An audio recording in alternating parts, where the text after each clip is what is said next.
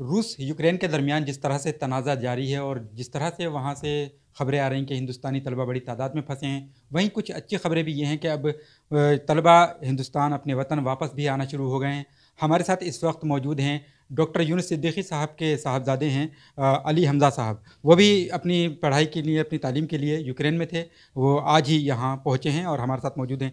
अली हमज़ा, क्या कहेंगे आप जिस तरह से आप इंडिया पहुँचे यहाँ, और किन तकलीफ़ों से आपको यहाँ निकल कर आना पड़ा है? हमें बॉर्डर पे बहुत तकलीफ़ें झेलनी पड़ी। लगभग कुछ बच हमें रोमानिया के बॉर्डर पे लगभग 8-9 किलोमीटर चलना पड़ा था। उसके बाद हम 2 रातें लगभग ठंड में खड़े रहे हम। और फिर हम अपनी लाइन में इंतज़ार भी करते रहे बहुत लंबा, जिसमें ये समझ लिए लगभग 50 घंटे कम से कम लग रहे थे कि बॉर्डर पार करने में। तो उस बीच में वो जो यूक्रेन के बॉर्डर कंट्रोल वाले हैं वो अपने लोगों को ज़्यादा वो दे रहे थे कि वो लोग पहले निकलते रहें, और हम लोगों को रोक कर रख रहे थे ताकि हम थोड़ी ठंड में रहें, ये करें वो करें। मतलब इंडियंस को रोक कर रख रहे थे वो? इंडियंस हो, कोई भी हो, फॉरेनर्स, अरबी हो रहे हैं, नाइजीरियन है, अच्छा। सबको मिला के सभी को रोक रहे थे वो। ये इसमें कोई वो नहीं था। तो इंडियन एम्बेसी की तरफ से या यहाँ की गवर्नमेंट की तरफ से किस तरह की आपको जो है हेल्प जो मुहैया की जा रही थी? इंडियन एम्बेसी की तरफ से तो बस ये था कि बॉर्डर बॉर्डर तक जाने, मतलब बॉर्डर ये हमें मिल गया था कि हम ये कंट्री के बॉर्डर हम क्रॉस कर सकते हैं। हम्म, और सरकार की तरफ से हमारा ये था कि हमारी फ़्लाइट हो गई वहाँ से। हम्म। और दूसरी बात, हम वहाँ से हम खुद की फ़्लाइट भी नहीं कर सकते थे, तो वही सरकार की मदद थी इसमें। सरकार की फ़्लाइट से आए तो इसमें आपके कुछ अखराजात वगैरह नहीं हुए हैं? जी, उसमें और कुछ नहीं। अच्छा। बाकी हमारे बॉर्डर तक जाने आने का खर्चा वो था हमारा खुद का ही था। बाकी बस ये फ़्लाइट का है जो सरकार के ऊपर है। तो वहाँ जो इस वक्त मौजूद हैं बड़ी तादाद में हिंदुस्तानी तलबा, वो किस तरह की दुश्वारियों में इस वक्त अपना वक्त गुजार रहे हैं? जो इस क्या वक्त कहें? बॉर्डर पे जो फंसे हुए हैं रशिया के, वो ज़्यादातर परेशान है। वहाँ पे उन्होंने railway station, bus stand, bridge वगैरह, रोड, मतलब शहर वहर शहर से बाहर निकलने की सारी चीज़ें उन्होंने तबाह कर दी हैं। तो वो हद से ज़्यादा परेशान ही है ज़्यादातर। अब देखिए, सुना है मैंने कल तक हो सकता है वो लोग निकल सकते हैं।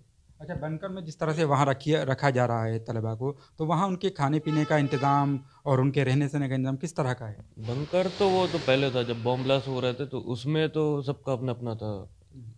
आप जो ले जाओ, आप जो खा लो, खाने का ले जाओ, आपके ऊपर है वो। और जब बॉर्डर के बाद हर कंट्री का अलग अलग हिसाब था। रोमानिया वालों ने तो बहुत खातिर तवाज़े करी। और उधर सुनने में आया हंगरी और ये इन्होंने अपने हिसाब से बस उसमें होटल में रखवा दिया था। हंगरी हुई, ये पोलैंड है, इन्होंने होटल में रखवा दिया वहाँ पे। अच्छा। उसके बाद शायद फ़्लाइट का भी वही अब आना शुरू हो रही थी वहाँ से रोमानिया से, फिर भी अच्छा खासी फ़्लाइट, लगभग चार चार छः छः फ़्लाइटें चल रही हैं हर रोज़। तो तो आप वहाँ तालीम हासिल करने गए थे, इस दरमियान ये हालात, जंगी हालात जो बने, आपने क्या ऐसे वहाँ जो अपने नज़र के सामने देखा, जिसकी आपने कभी उम्मीद भी नहीं की होगी? क्या-क्या ऐसा देखा? ज़्यादा से ज़्यादा मैंने ये बॉम्ब ब्लास्ट की, जो मेरे दोस्त वगैरह हैं तो उनसे बात करते समय मैंने सुनी है आवाज़ें, हुँ। जो बॉम्ब ब्लास्ट वगैरह हुए हैं उस टाइम पे। दूसरा, सायरन वगैरह थे, इमरजेंसी लगी थी हमारे सामने ही, जिसमें बहुत तादाद में लोग सामान खरीद भी रहे थे और हमने खुद ने खरीद के रखा था।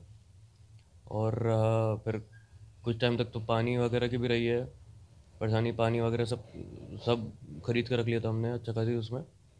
और फिर ये एयर स्ट्राइक का भी रह रहा था, तो उसमें भी ये था कि लंबे टाइम तक अगर सायरन बजता रहे हुँ। तो उसमें हमें उस टाइम में बंकर में जाना है। अच्छा। तो उसमें रात रात भर बच्चों ने बिताया है बंकर में वहाँ पे। बैंकर में गुज़ारा पड़ी।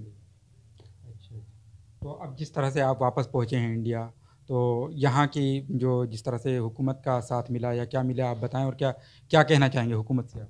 यहाँ तो हम तो आ गए, बाकी अब जो बॉर्डर की तरफ फंसे हुए हैं उनका है असल सवाल जो है, अच्छा। उन लोगों को जितनी जल्दी निकालने, क्योंकि उस तरफ ज़्यादा हालात ख़राब है। जी।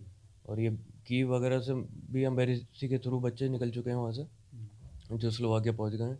अच्छा। जो मेन है वो बॉर्डर की तरफ है, रशिया और बॉर्डर यूक्रेन पे। के बॉर्डर पे जो अच्छा। है, सूमी जैसे देश शहर है। हुँ। खार्किव में भी कुछ बच्चे हैं अभी।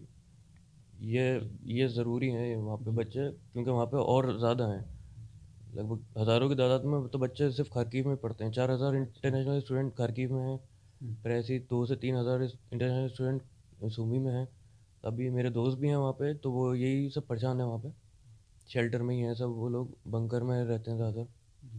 जी। जी, बहुत बहुत शुक्रिया आपका। लेकिन अभी भी हज़ारों की तादाद में तलबा वहाँ मौजूद हैं। इनका कहना है कि जो तलबा वहाँ फँसे हुए हैं, वो उनको भी जो है हिफ्ज़ व अमान के साथ यहाँ अपने वतन उनको वापस लाने का नज़्म किया जाए। ईटीवी भारत के लिए कैमरामैन उस्मान अली के साथ रामपुर से अबुल कलाम।